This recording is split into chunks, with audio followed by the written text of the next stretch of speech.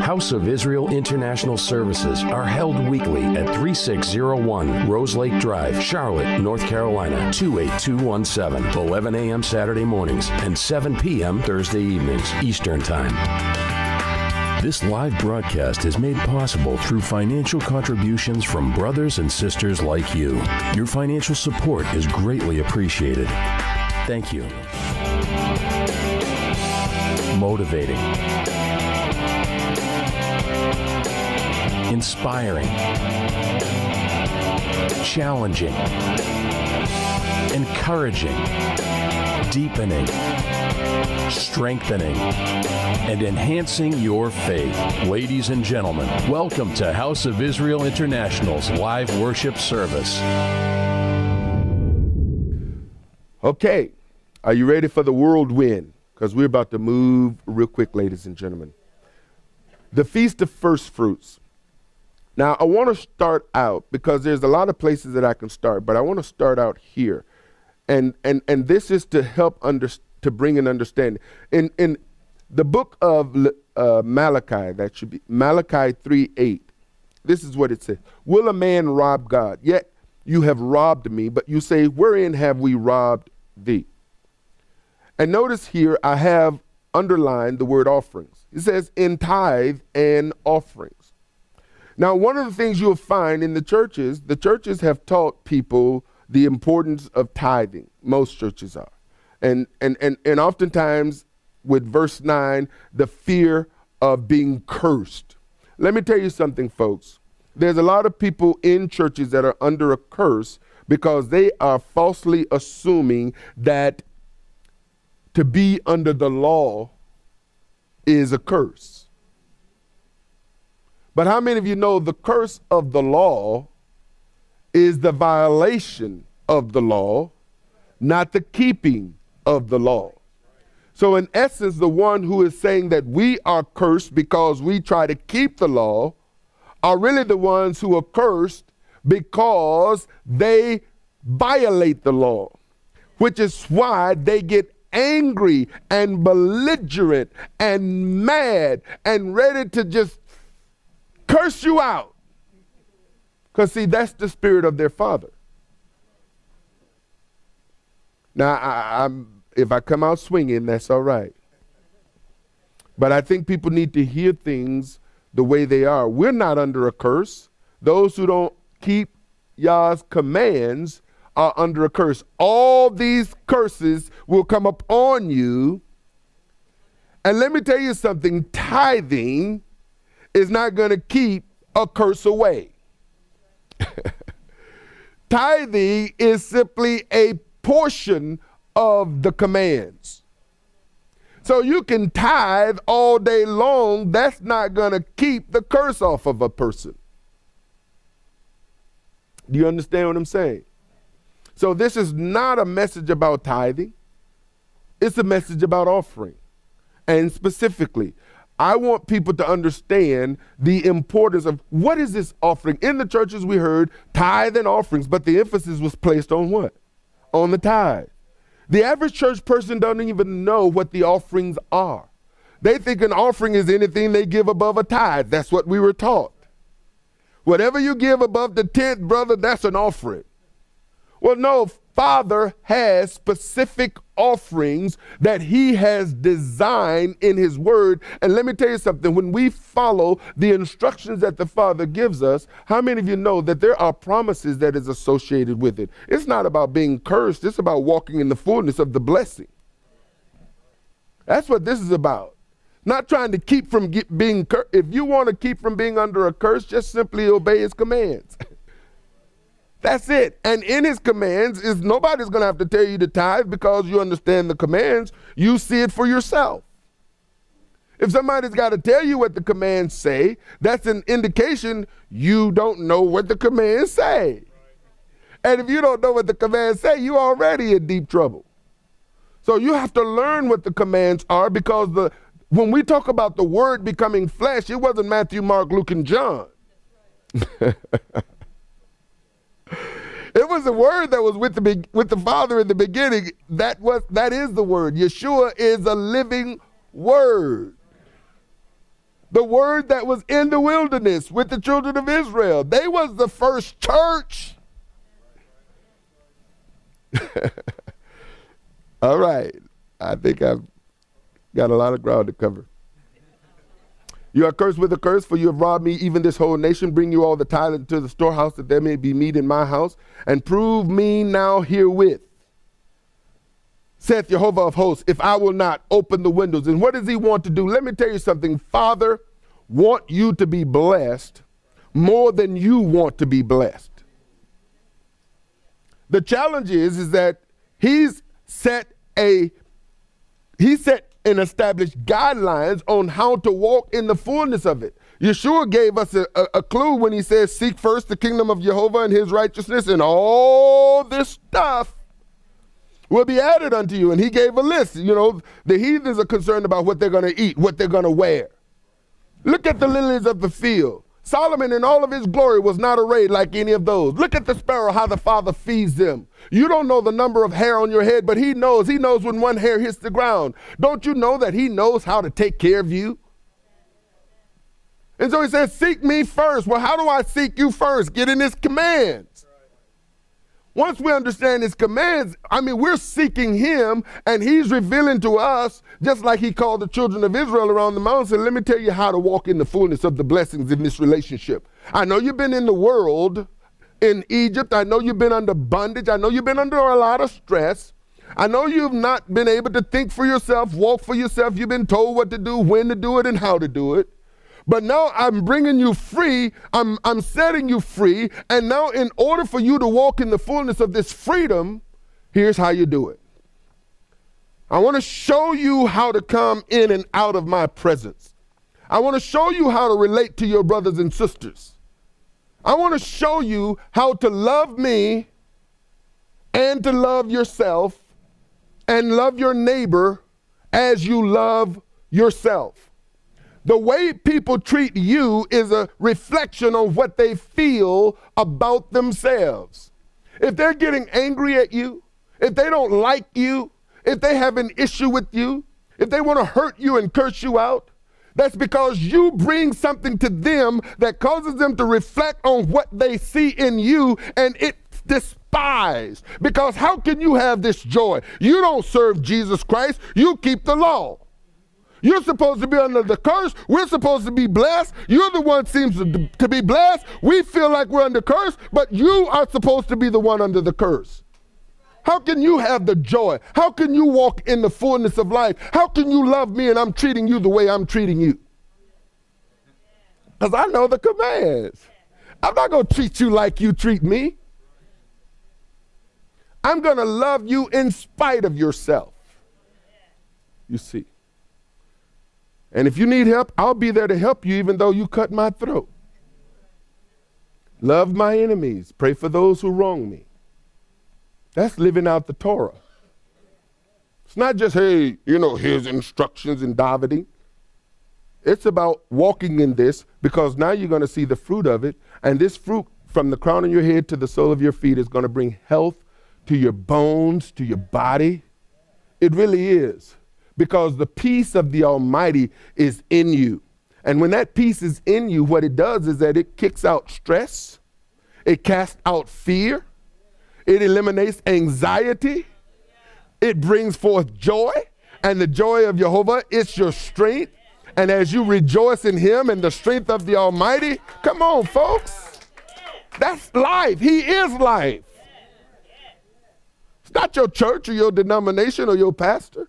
It's his word. It's his word that brings life. And the more people know how to get in that themselves, this is where you all come in. This is why we need to be equipped. We've given people what the church say. We've given people what the denominations say. But we need to give people what the word says, what Almighty says. And connect people to him, so instead of every time they got a problem, they run into you, they know how to get on their knees themselves. They know how to call upon the name of YeHoVaH. And I'm not talking about calling on the name of the Lord God. Well, he know who I'm talking to, so do all them other deities.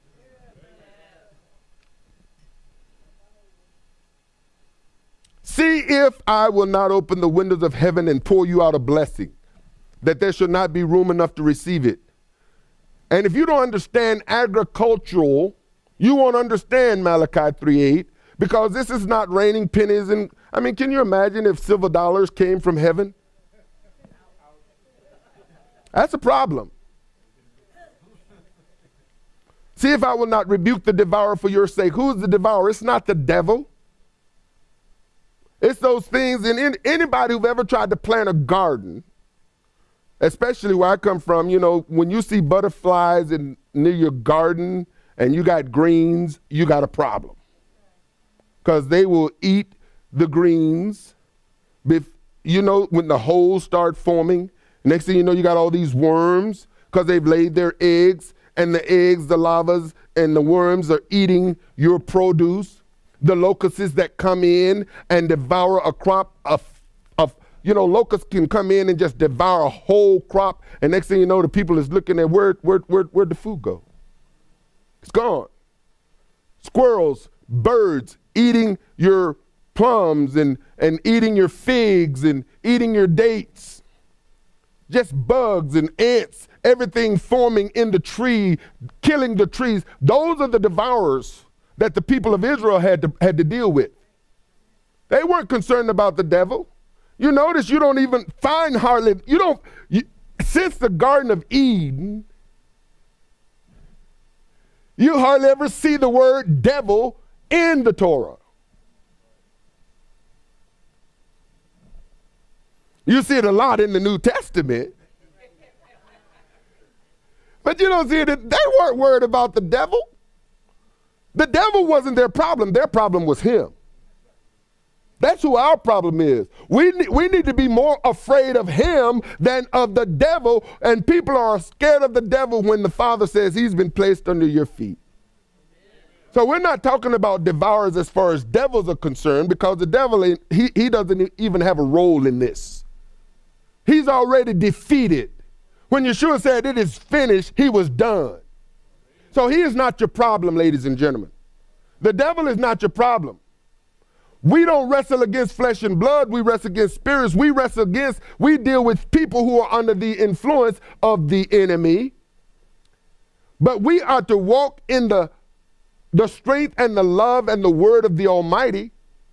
And when we walk in the strength, love, and power of the Almighty, guess what? Our love toward those who hate us is like putting hot coals on their heads. That's what the Bible says. And so we're walking in power, we're walking in love, and we're not letting the stuff that people do disrupt our spirit anymore. We're not concerned about what people think about us. We're more concerned about pleasing him than pleasing them. Do you understand what I'm saying? And that's where we need to be. And so this devourer is not the devil. These are locusts and worms and pestilence that comes and devour a crop. How many of you know the devil was not out there taking the pomegranates off the trees and smashing them on the ground? He really wasn't.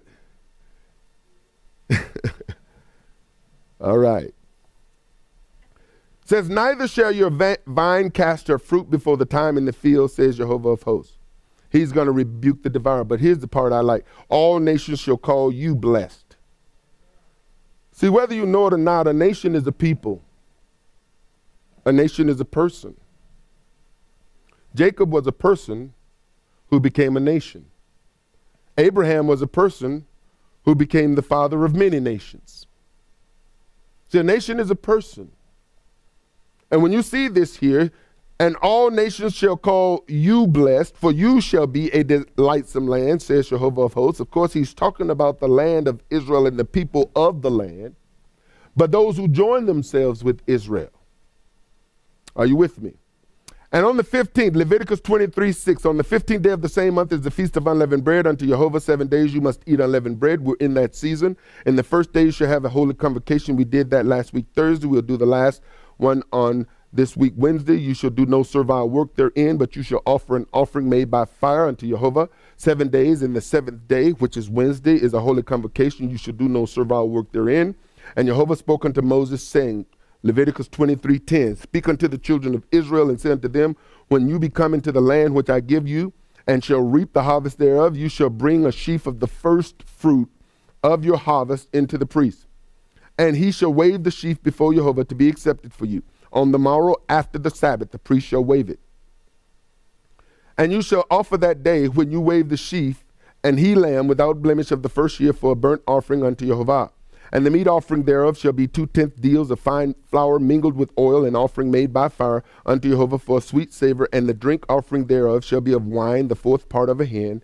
And you shall eat neither bread nor parched corn nor green ears unto the selfsame day that you've brought an offering unto your Elohim. It shall be a statute forever throughout your generations in all your dwellings. And so he says that this offering is a very important offering because before you can actually eat of the bread or parched corn or green ears, you must present this particular offering. But you won't hear much about this offering in the church circles that we've come out of. And in many cases, because Passover has seemingly taken over the whole 7+ Pesach, people have a tendency to understand Passover, but really don't understand the Feast of Unleavened Bread.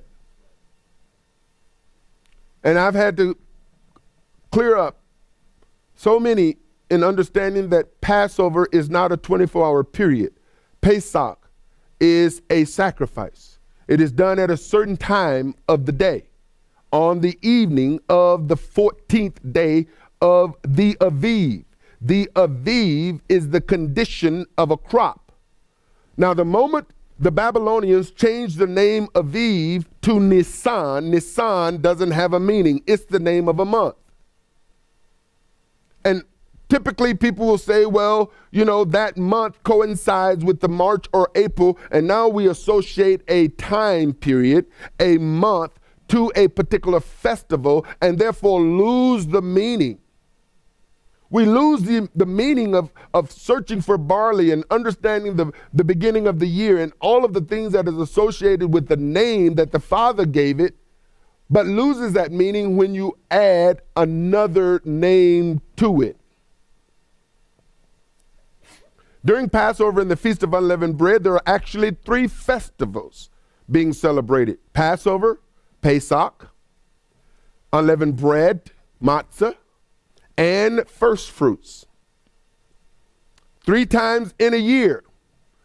Now this is 3 times in a year shall all your males appear before YeHoVaH your Elohim in the place which ye shall choose, in the Feast of Unleavened Bread, and in the Feast of Weeks, and in the Feast of Tabernacles. Now you need to understand, even though Yom Kippur is the holiest of all the feast days, Yom Kippur was not a pilgrimage feast. People were not required to go up to Jerusalem for Yom Kippur, nor were they required to go up to Jerusalem for the Feast of Trumpets.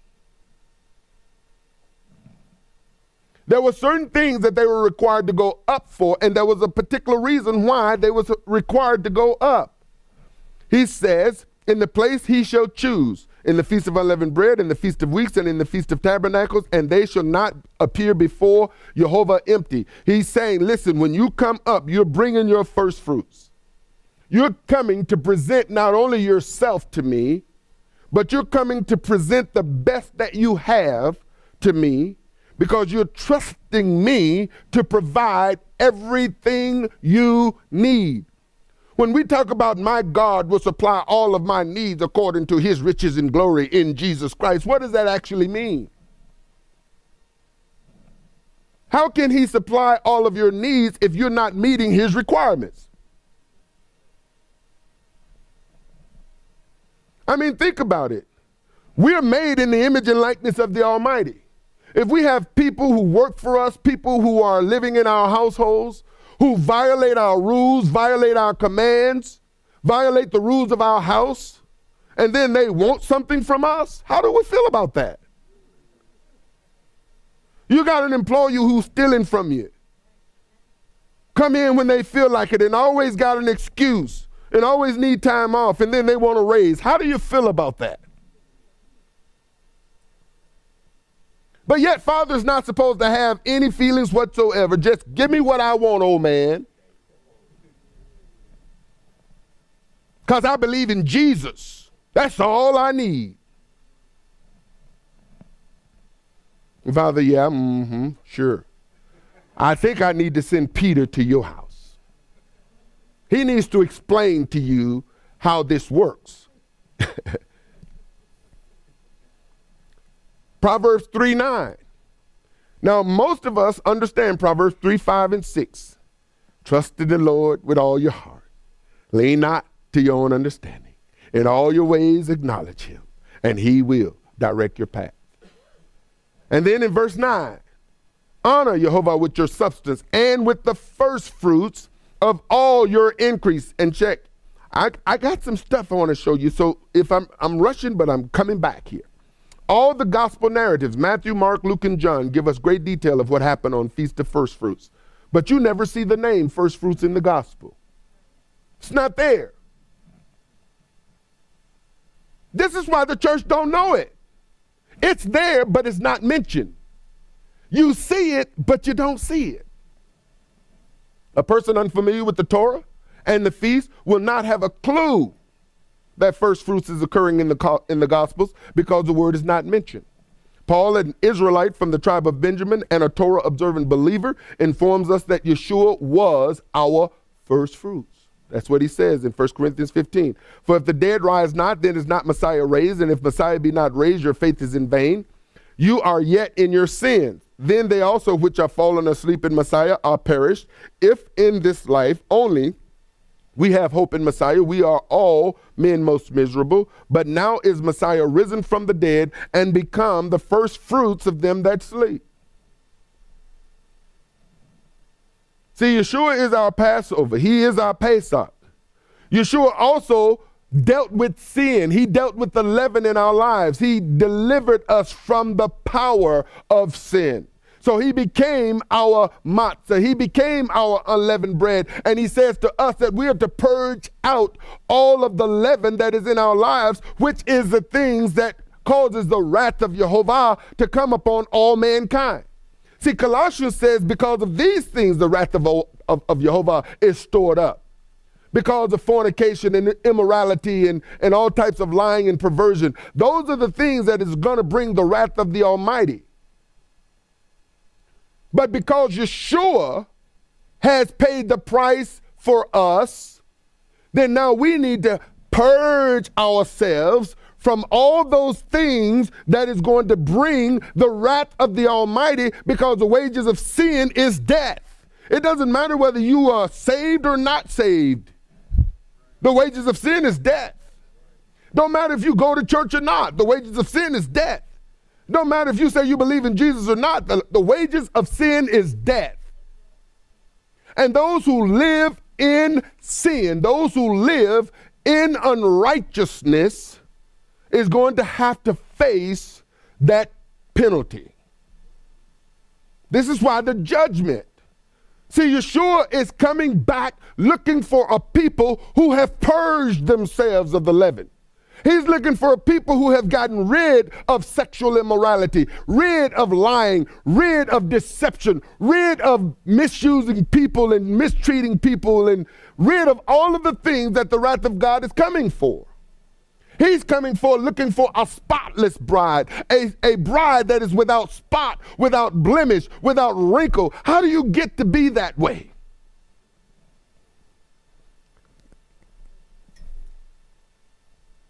Now, you know, a quick illustration.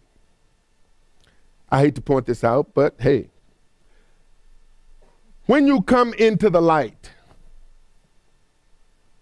like right now I'm in the light. Some of you all, you can see me a little bit lighter, and those of you online. But something the light does is that it exposes the flaws. Now, we've got these beautiful curtains back here, but when I turn the light off, I don't see the wrinkles and the creases. Oh, I'm showing it. But the moment the lights come on, you see the wrinkles. You see the creases. You see where the ironing need to take place. See, when we come in the light, the wrinkles that he's coming back looking for a bride that don't have those, I'm so glad he's not coming back for those curtains, because they will be left behind.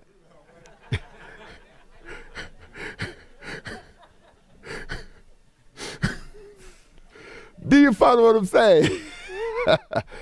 He wants us to get these wrinkles and these blemishes out of our lives. Don't act like we don't know they're there when he exposed them to us. And I don't care if it comes from a drunk on the bar or whether it comes from a righteous person, down the street. Doesn't matter where they come from. If the wrinkle is exposed, deal with it. Don't kill the messenger. Receive the message. So Yeshua is our first fruits. For since by man came death, by man came also resurrection of the dead. For as in Adam all die, even so in Messiah shall all be made alive. But every man in his own order, Messiah the first fruits. Afterwards, they that are Messiahs at his coming. That's us. Paul writes in Romans, and if Messiah be in you, the body is dead because of sin, but the spirit is life because of righteousness. But if the spirit of him that raised up Yeshua from the dead dwell in you, he that raised up Messiah from the dead shall also quicken your mortal bodies by his spirit that dwelleth in you. But ourselves also, which have the first fruits of the Spirit. So now we see the Spirit of the first fruits, Messiah being the first fruits, and now the Spirit which is the first fruits, and that Spirit is given to us. Tomorrow I'm going to be dealing with the message on releasing the power. See, too many people are waiting for the power to come down. Oh God, send your glory. Rain on us, Holy Spirit. That's the stuff they do it in church. Those of us who are filled with the Spirit is not waiting on the Spirit to rain on us. More about that tomorrow. But ourselves also, which have the first fruits of the Spirit, even we ourselves grown within ourselves, waiting for the adoption, to wit, the redemption of our body. So what is it about first fruit that is so critical? Are you ready? Because I'm about to share with you. So those of you who are just joining in, make sure you text, email, tweet, Twitter, whatever it is you do, call all the members of the family together and get ready for this. I even encourage people to find those people who owe you money. Make sure you send them this teaching. At creation, YeHoVaH set in place his appointed times where he would meet his creation throughout eternity, and he and his creation would celebrate one another. On the fourth day of creation, YeHoVaH established the set-apart times for his set-apart people. In verse 14 of Genesis chapter 1, and YeHoVaH said, let there be light in the firmament of the heaven to divide the day from the night, and let them be for signs and for seasons and for days and for years. And let them be for lights in the firmament of the heaven to give light upon the earth. And it was so. And YeHoVaH made two great lights, the greater light to rule the day and the lesser light to rule the night. He made the stars also. And Elohim set them in the firmament of the heaven to give light upon the earth and to rule over the day and over the night and to divide the light from darkness. And Elohim saw that it was good. And the evening and the morning were the fourth day. Now the word that he uses there is the word moed, signs and seasons. There are a couple of words there. And so this moed, we get the word moedim, moedah, which actually is an appointment. At the very offset of creation, Father established in the firmament these signs by saying that, listen, there's a certain time that I want to meet with my creation. We see this happening with Adam and Mr. and Mrs. Adam. We see this happening in the garden because he comes to Mr. and Mrs. Adam. Understand that Adam called his wife Eve. YeHoVaH didn't. You see. But that's a whole nother story. Those of you who participated and saw the teaching that I did on Marriage God's Way, I'm telling you, if you want your household to be blessed, folks, you need to see that teaching. Because there are too many people, you're just going through relationships. You don't understand the value of the mate the Father has placed in your life. Too many people discount their husband, or they discount their wife. You know, when a person say, I do to you, and they're willing to get naked in a bed with you, forgive me, I'm just telling you like it is. That is the most intimate thing a person can do. They're letting you look at every flaw. Everything about themselves is exposed to you, and you to them. You can't get no more nakier than that. This is Adam, Mr. and Mrs. Adam. YeHoVaH made them that way. So when a person is willing to expose themselves to you on that level, that is not something to take lightly. You see, that person is telling you, I'm willing to give you all. I'm not holding nothing back. You see it all. There's some stuff that when I look in the mirror, I don't even like when I see it, and I wish I could hide this from you. But you see it. And as you grow older together, you see more of it. Both ways now. Because I think sometimes the brothers forget that they lose a little hair. They get a little gut. They looking at the woman. It's like, okay, you know, you done changed. So have you, buddy. Quiet as it's kept. But that's something powerful. And the Father established from creation a time to meet with his creation. He met with Mr. and Mrs. Adam. He fellowshiped with them. And that's what he want to do with you and I. He want to do that with us as husband and wife, as man and woman. Do you understand? So he set this appointment time, a fixed time or season. These are the definitions for this word. Specifically, a festival. In Genesis chapter 1, YeHoVaH established the festival seasons. He doesn't bring it into play until we see it in the book of Exodus and Leviticus. But he establishes it at creation. Conventionally, a year, by implication, an assembly has convened for a definite purpose, technically the congregation.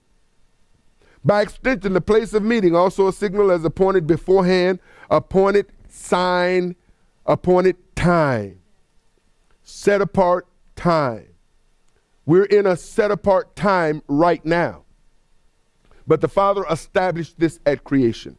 It's a place of solemn assembly. All of these words are found in this one word, sign and season, or sign, or season, I'm sorry. And we get the word feast, appointed. Now, I didn't write these. Anybody who's got a Strong's Concordance, you can go and look these words up, and they're all there. So we see the word feast in Genesis chapter 1.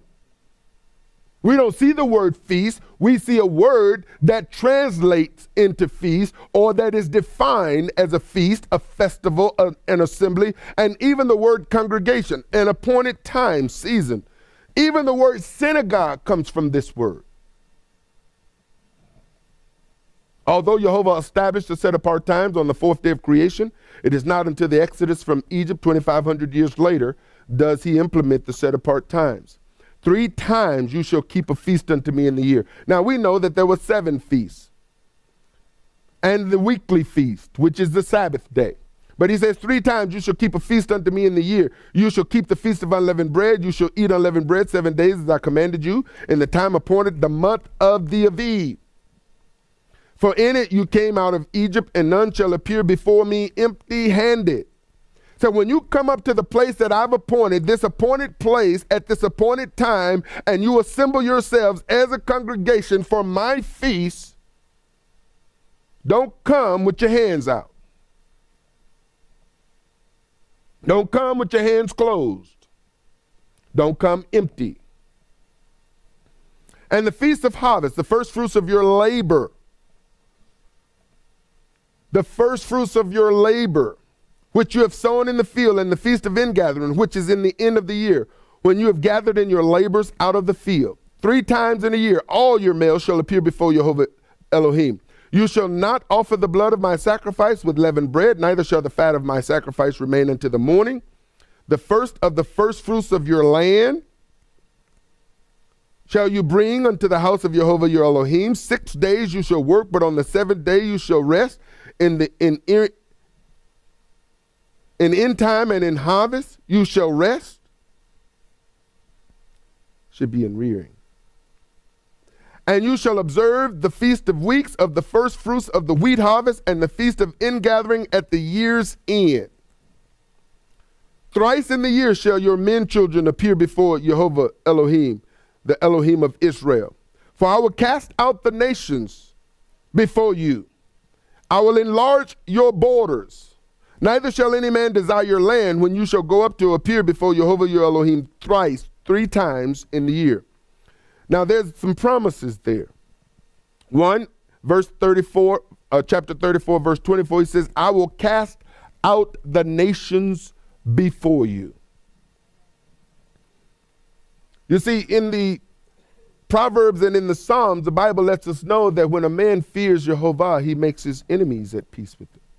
When we delight ourselves in his word, in his commands, he even gives us the desires of our heart. He says, I will enlarge your borders, neither shall any man desire your land. In other words, how many of you, when you go on vacation, you go through all of this stuff? You want to make sure that the newspaper don't deliver the newspaper. You don't want the newspapers piled up at your door. You want to make sure that the mailman don't put mail in your box and got stuff overflowing. You want to make sure that somebody is checking on your house to make sure that everything is ordered. Why? Because you don't want people to come in and take your stuff while you gone. Father says you don't have to worry about that. When you come to see me, when you come up, I'm going to make sure, I'm going to be, you know, that angel that he put around the garden to keep Adam, Mr. and Mrs. Adam, from getting back. He says, I got you. I got your protection. When you go up, people are not going to desire your stuff. They're not going to come and try to break in your house because I'm watching over it.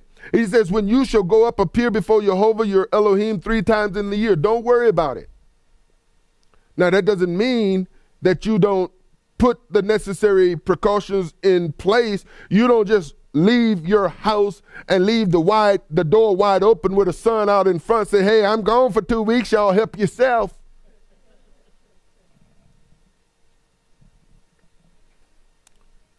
Solomon writes concerning the first fruits, honor YeHoVaH with your substance and with the first fruits of all your increase. And now I add verse 10, which is in there. I don't add it, it's there. I just didn't show it to you last time. Because there's a promise that's associated with the first fruits. So shall your barns be filled with plenty. Your presses shall burst out with new wine. See, this is what Malachi was talking about. It says, when you bring in the tithe and the offerings, YeHoVaH is going to, he's going to watch over your stuff. He's going to rebuke the devourer. Your fruit will not cast forth its fruit before its time. That's what's in your barns. Your grapes shall not fall off the vine. There's your wine. See, Proverbs is simply saying what Malachi is saying. Hey guys, y'all messed up. Y'all didn't do it. And the reason why you all are going through all this stuff that you're going through right now is because you done stole from God. You've robbed him. What did you rob him from? You robbed him in the tithe. You robbed him in the offering. You got to, like some messianics today, well, you know, the priest, that's for the Levites. YeHoVaH did not tell his people to give their tithes to the priests. He said the tithe belonged to me, to him. That's what he says. These are my feasts. They're not Jewish feasts. They're mine. And the tithe you ought to bring, I'll determine. Well, we'll see that in a minute. Not only did Solomon instruct us to bring the first fruits, but he brought first fruits himself. 1 Kings 9:25, and 3 times in a year did Solomon offer burnt offerings and peace offerings upon the altar, which he built unto YeHoVaH. And he burned incense upon the altar that was before YeHoVaH. So he finished the house. Even the prophet Ezekiel weighs in on the promises of first fruit. Ezekiel 44:30. And the feast of all the first fruits of all things and every oblation of all, of every sort of your oblation shall be the priest. You shall also give unto the priest the first of your dough, that he may cause the blessings to rest upon your house. Ezekiel says when you do this, the priest is going to release a blessing. If you'll notice in Malachi chapter 2, if those of you who got beyond Malachi chapter 3, in order to get to Malachi chapter 3, you really need to go through Malachi 1 and 2 in order to understand what Malachi 3 is talking about.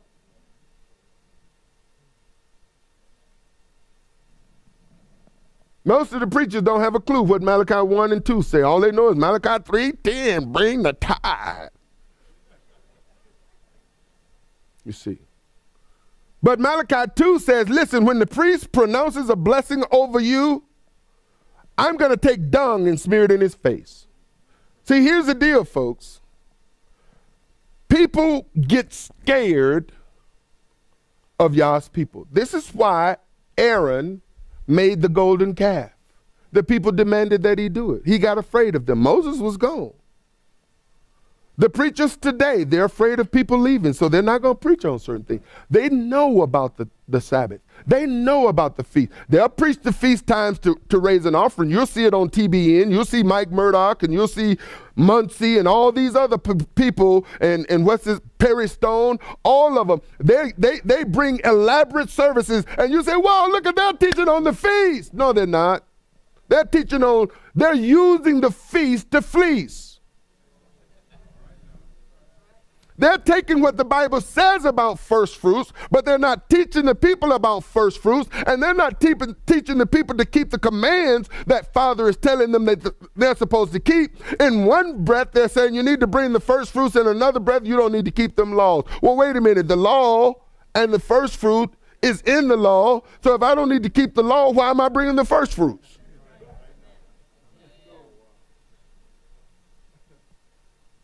And the Messianic get excited. Oh, if only he just knew the Sabbath. He know what he knows. They know what they know. And they're going to preach the portion of what they know to stay on TV. So they preach the feast to fleece. Yeah, I said it. Can't teach people to be blessed by keeping a part of YeHoVaH's commands that just so happens to bless you. You have to preach what's going to bless the people.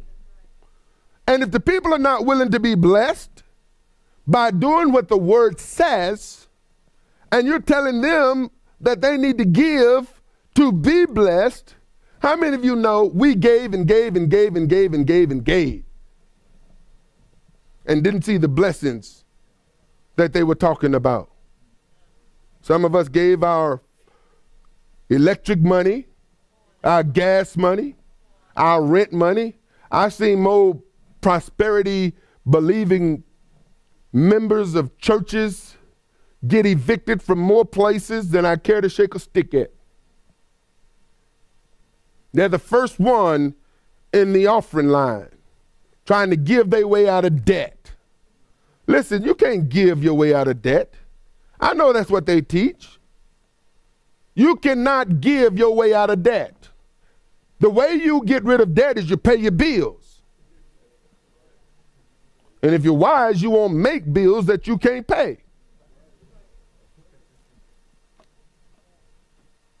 In Leviticus 23, after YeHoVaH gave the commandments concerning the feast days, YeHoVaH said to Moshe, these are the feasts of YeHoVaH, which you shall proclaim to be holy convocations.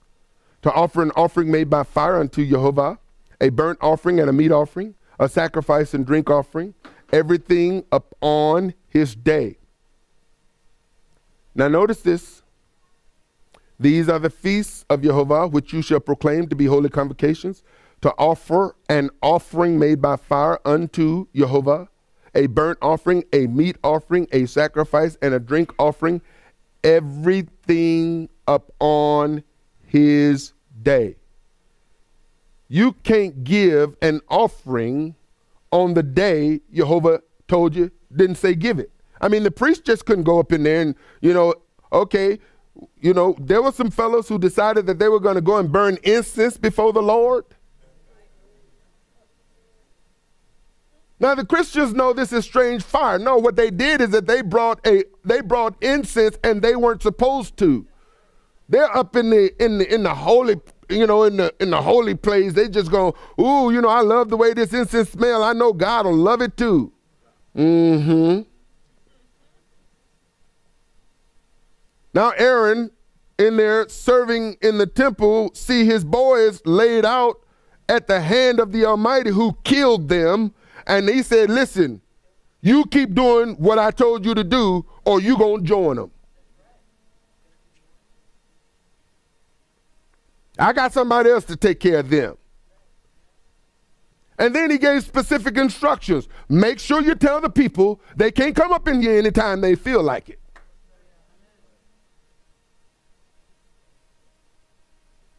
See, if you're going to bring the first fruit offering, you need to bring the first fruit offering when the first fruit offering is supposed to be brung.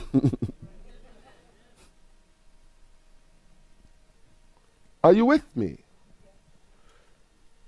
Everything upon his day, besides the Sabbaths of YeHoVaH, and besides your gifts, and beside all your vows, and beside all your free will offerings which you give unto YeHoVaH. So what happens to the first fruit offerings? Numbers 18:8. And Jehovah spoke unto Aaron, behold, I also have given you the charge of my heave offerings of all the hallowed things of the children of Israel. Unto you have I given them by reason of the anointing, and to your sons by an ordinance forever. Who gave it to them? YeHoVaH gave it to them.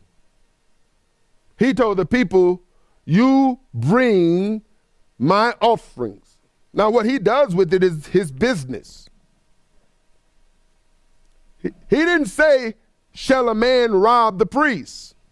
Shall a man rob the Levites? He says, shall a man rob God? Well, how have we robbed you? Through the tithe and through the offerings. But here's the other thing, ladies and gentlemen. Because the priest's responsibility, the priests and the prophets, the Bible tells us, is to teach the people the difference between that which is holy and that which is profane. Are you hearing me? They're to teach the people between the holy and the profane. The people are supposed to know. They're supposed to teach the people between that which is clean and that which is unclean. And so the people now, when you have a people, see the priests in the day of the temple and in the day of the tabernacle. Now in the tabernacle, it was a whole different ball game because during the tabernacle time, the glory of YeHoVaH was present. After that Sinai event and those serpents in the wilderness, you know, YeHoVaH opened up the ground and 3,000 people died and he sent venomous snakes and they had to put up the bronze statue and people who looked upon it would be delivered and healed. After those events, folks, I think they got the message. This God who delivered us out of Egypt, he don't play. For those of you who don't understand the medical symbol, anybody ever seen the medical symbol with the serpent around the pole?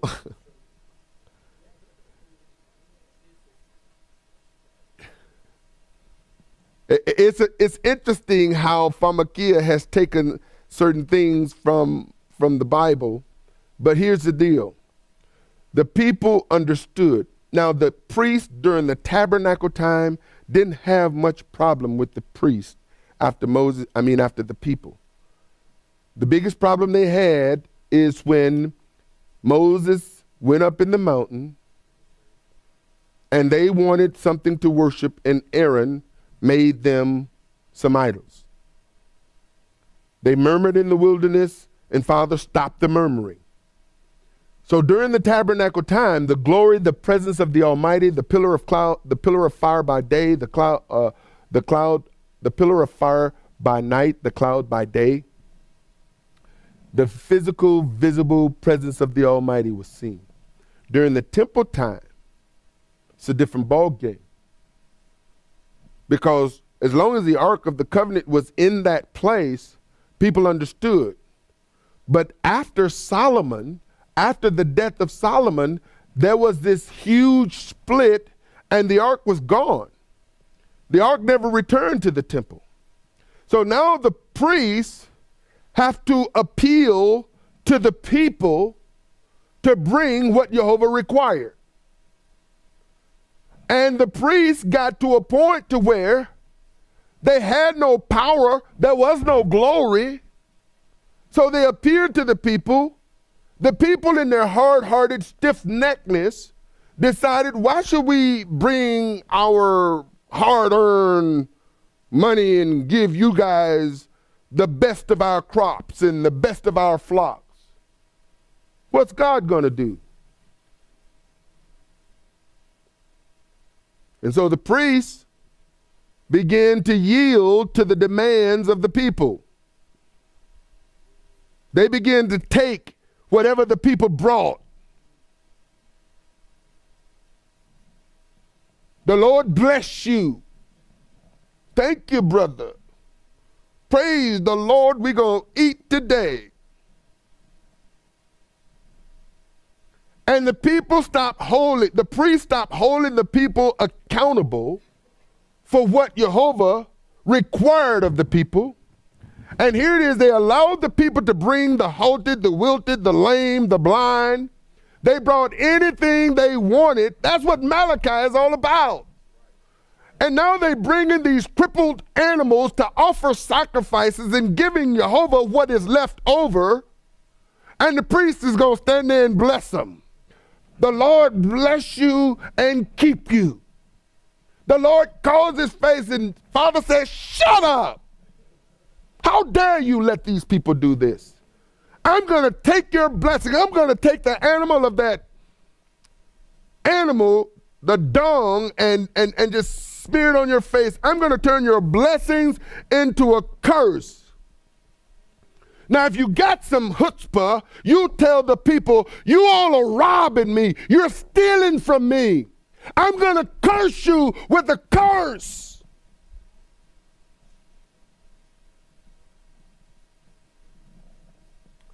You see, how long will you do these things? And so, Father commanded the people to bring the offering. He says, these are the offerings that you are to present to me. He says, you are to come up 3 times a year. And you are, don't come in my presence empty-handed.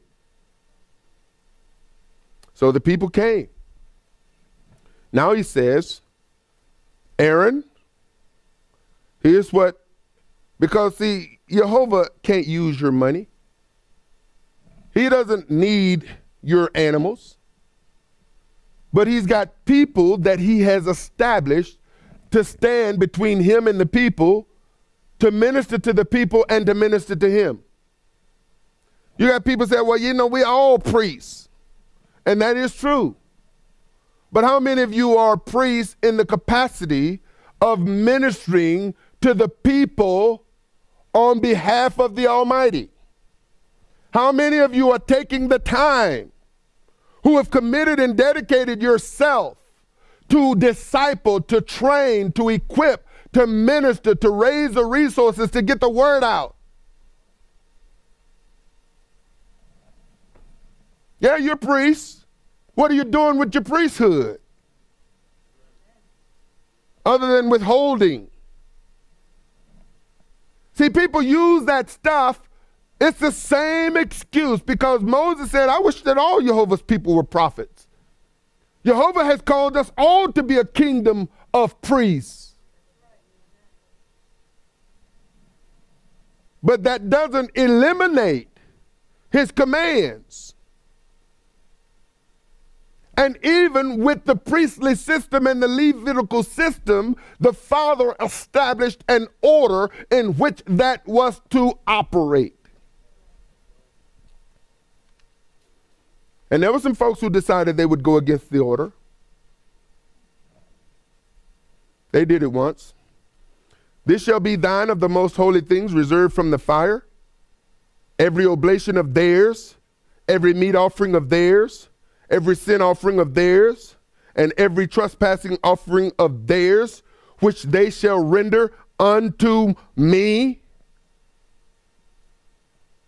shall be most holy. Now you all watch what you do with it. He gave them specific instructions. So they render unto me shall be most holy for you and for your sons. In the most holy place shall you eat it. Every male shall eat it. It shall be holy unto you. Why? Because it is holy. And this is thine, the heave offering of their gift, with all the wave offerings of the children of Israel. I have given them unto you, and to your sons, and to your daughters, with you, by statute forever. Everyone that is clean in your house shall eat it. All the best of the oil, all the best of the wine, of the wheat, the first fruits of them which they shall offer unto YeHoVaH. See, it hasn't changed. It belongs to YeHoVaH.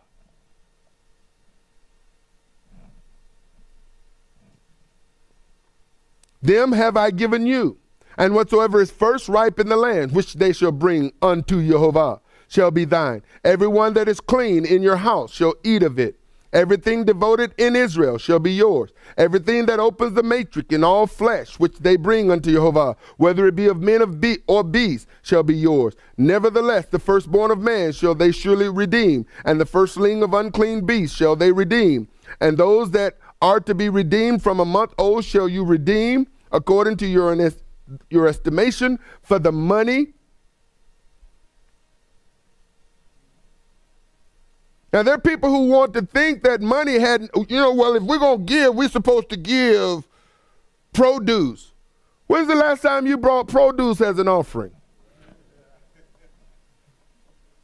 Well, they were agriculture people. They tithed of the produce. Yes, they did. Where's yours?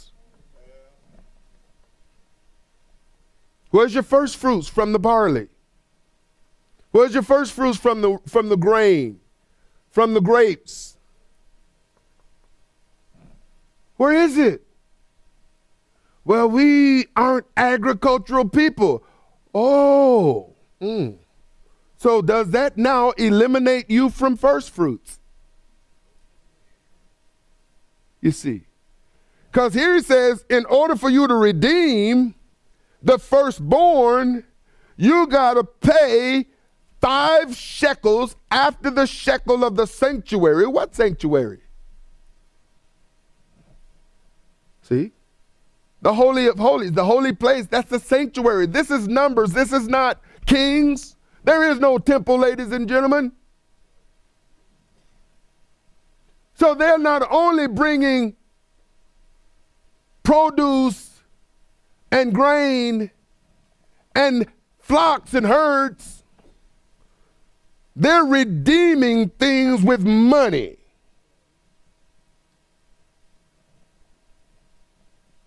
So you can't redeem the firstborn with your crops. You have to bring some silver. And you have to bring a certain amount of silver. Well, what if we don't have silver? Then you sell some of that grain.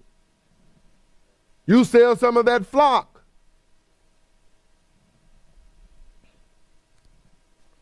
Doesn't say this here. But he gives specific instructions on what they are to produce, what they are to present, and tell them how much. But the firstling of a cow or the firstling of a sheep or the firstling of a goat you shall not redeem. They are holy. You shall sprinkle their blood upon the altar, and you shall burn their fat for an offering made by fire, for a sweet savor unto YeHoVaH. And the flesh of them shall be thine, and the wave breast as the right shoulder are thine.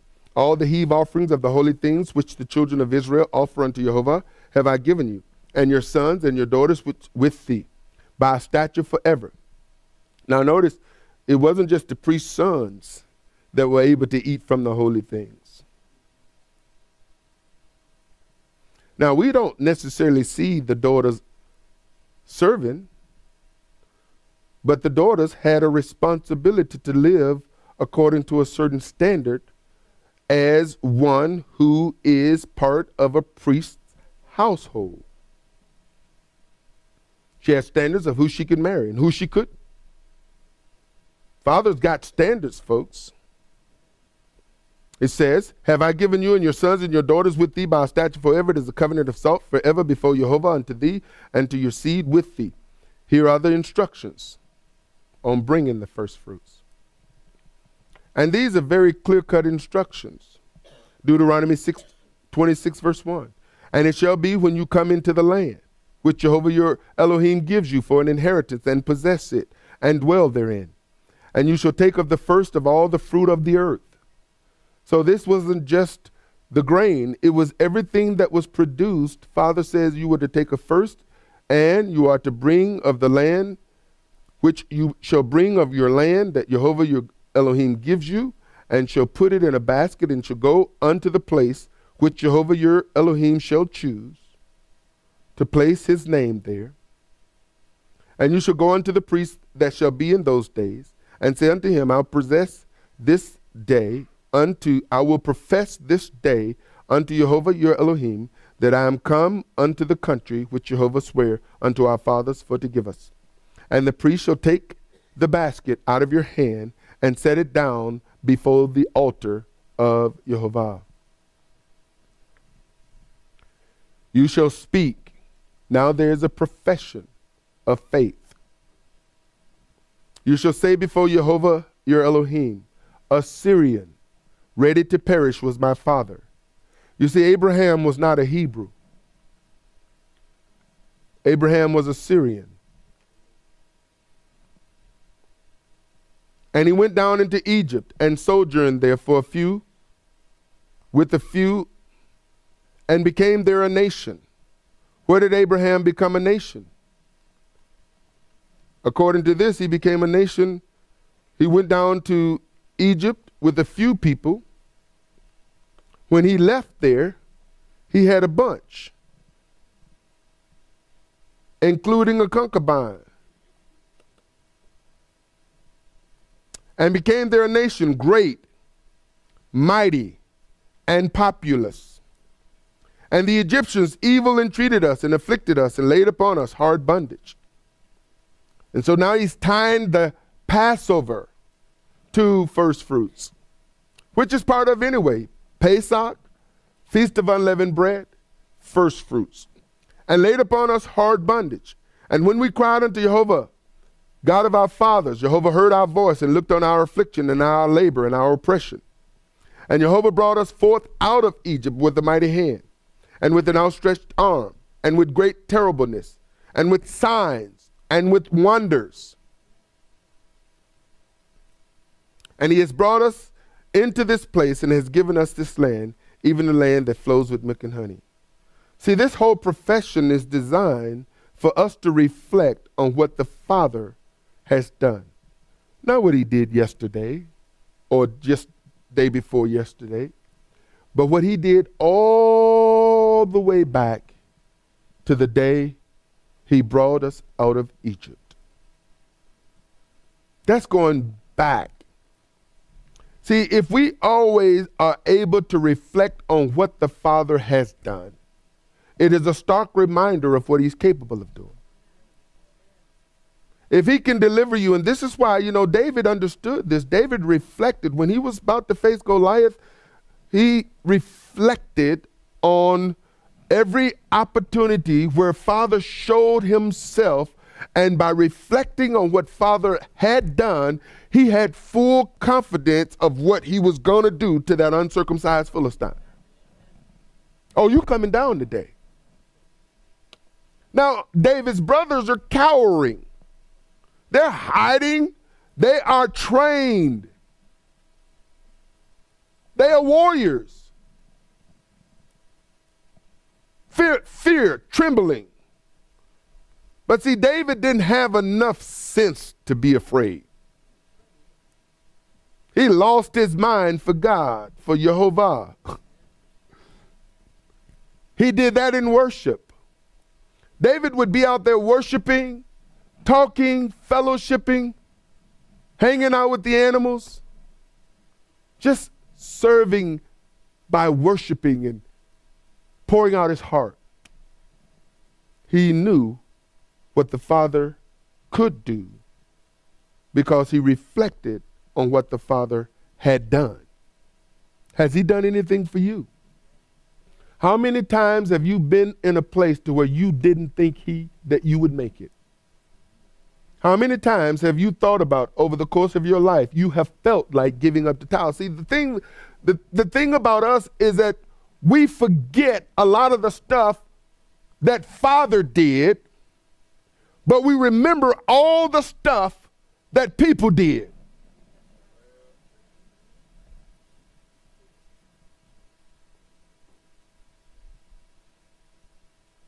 Everybody that's hurt us, we got a memorial for. They have a sacred place in our spirit. We carry them around. They burden us down. And then you try to remember, well, what did the Father do for you? You remember that time when you thought you weren't going to make it? You remember that time when you thought, okay, everybody has turned against you and forsaken you? You remember back in the day when you just felt like killing yourself, committing suicide, throwing in the towel, giving up? You couldn't find a job. Things were just going horrible for you. Remember all those times you didn't know where the money was going to come from to pay this bill or to pay that bill or to eat this or to eat that? Remember that time you were so sick you thought you were going to die? You remember all those things the Father brought you through and how right now you are able to rejoice in him when at a time in your life you couldn't rejoice? You remember what he brought you through and what he brings you to right now. Let me tell you something. What he's going to do is even greater than what he's doing right now and what he has ever done, because he knows the plan that he has for you. He's got great work for us, but you can't forget. And so the Father, over and over and over, YeHoVaH didn't have a complex about who he is. Remember the Lord now. Remember YeHoVaH. Remember. Remember. Don't forget. Why? Because you'll forget. Well, I don't need strings to remember. You don't? Well, if you don't need strings to remember, you've already forgotten. Because it's not about what you think you need. See, lean not to your own understanding. Well, why do I need to wear these things with a blue thread in it? That's it. That's it. Why do you need to not lie? Why do you need to not steal? Liars and thieves are going to the lake. You see what I'm saying? So he gave us these things to remember. We are inundated by the world. I remember for a long time, like some of you all, I used to hide them. I wear them, but I didn't want people to see them. Come on, can I get at least one or two witnesses in here? Nobody ever hid their CCs? Or all y'all just wear them boldly? Okay, maybe y'all don't. I used to hide them. See, I'm in hanging around with business people, folks who got a few dollars, you know, and I don't need to be looking like, okay, why you got them strings hanging from you? See? Especially around all them Christians, them Christian businessmen. The moment they associate you with Judaism, you know, they hang you out to dry. That was my understanding. And I would rationale, well, he didn't say you had to wear them outside. He said wear them. Other times I ball them up and put them in my pocket. Y'all don't mind me being honest with you. Because it was an embarrassment. I knew what the word says, but these was an embarrassment. Now, I know many of you, you've never felt embarrassed by serving the king, especially after you've been beat up and abused and accused of all kinds of stuff that you are not guilty of. I'm not trying to take people under the law of Judaism, but I'm a Judaizer, they call me. They tell me I'm cursed. They tell me I've fallen away from grace. And now you got these ridiculous strings hanging from your side. What's wrong with you? You see, Father will make you look foolish. But the foolish things of the Father are designed to confound the wise people of the world. See, the things of YeHoVaH seems foolish because the world in his own eyes are wise. There is a way that seems right to man, and that's a world's way. I'll tell you, there's times fathers asked me to do stuff that just was ridiculous to this mind. Some of you have heard me, told me, you know, you need to tell your wife you've been unfaithful. No, I don't. No, I don't. Oh, yes, you do. No, I don't. Yes, you do. She's already left me. How that's going to get her back? That doesn't make sense.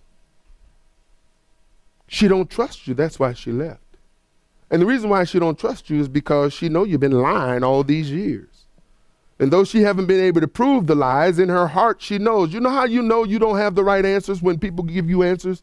Just like we talked about earlier, and some of us become masters of lying.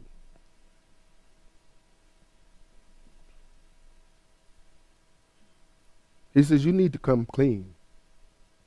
That's what walking in the light will do. You see, people who walk in darkness won't come to the light for fear that what they did in darkness is going to be exposed. In him is no darkness. If you're going to serve me, you got to come clean. Because you live in a glass house. People, how many of you know somebody won the lottery jersey, and already they just found out that he's wanted for child support. Now it's like the moment you get a little bit of recognition, and here's what the enemy does, especially, let me just throw this out at you. Now let me finish this. I think I'm almost done. And now behold, I have brought the first fruits of the land, which you, O Lord, has given me. And you shall set it before YeHoVaH your Elohim, and worship before YeHoVaH your God. And you shall rejoice in every good thing which YeHoVaH your Elohim has given unto you and unto your house, you, the Levites, the strangers that is among you. When you have made an end of tithing, all the tithes of thine increase the third year, which is the year of tithing, and has given it unto the Levite, the stranger, the fatherless, and the widow, that they may eat within thy gates and be filled. Then you shall before YeHoVaH your Elohim, I have brought away the hallowed things of mine house. What's the hallowed things? The tithe and the offerings. Those are holy.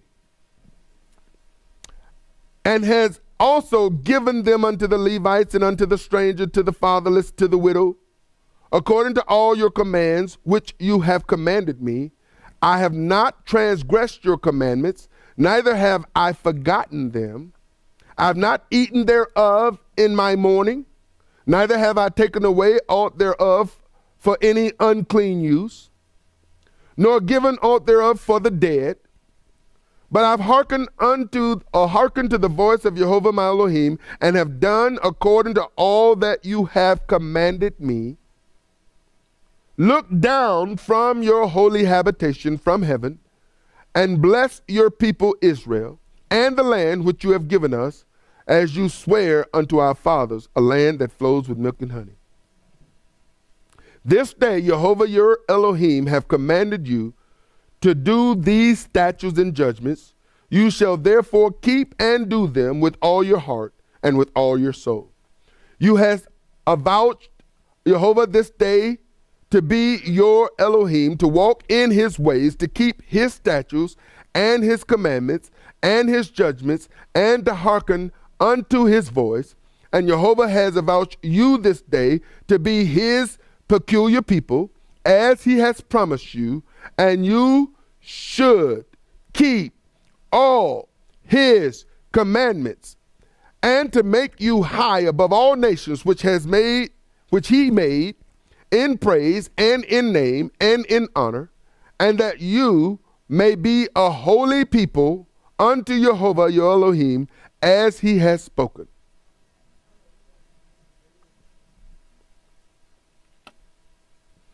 You see, the Father has called us to be holy. The tithe, the offerings, they are holy. And he's commanded us to give those things which are holy to him, that he may give it to whomever. And in this particular case, he gave it to the priests. He gave it to the Levites. You see, folks, I believe in my own life, and I believe that those who honor the commands of the Almighty have every right, just like the people in this statement. Verse 15 says, look down from your holy habitation from heaven. Bless your people, Israel. Bless the land which you have given us, as you swore.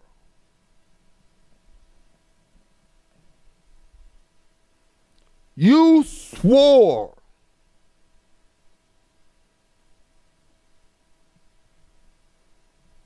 See, when people give their word, we have every right to hold them to it. And that's exactly what they're doing. They say, listen, we've done what you asked us to do. Now, we've done our part. You said. There are too many people who are saying, you said, but they haven't done. You see. Father doesn't have to honor you if you don't honor him. He really doesn't. He is not obligated to do anything for anybody other than what he wants to do. But he has made some promises. And there were times when he said, listen, there is nothing greater for me to swear to, so I swear to myself.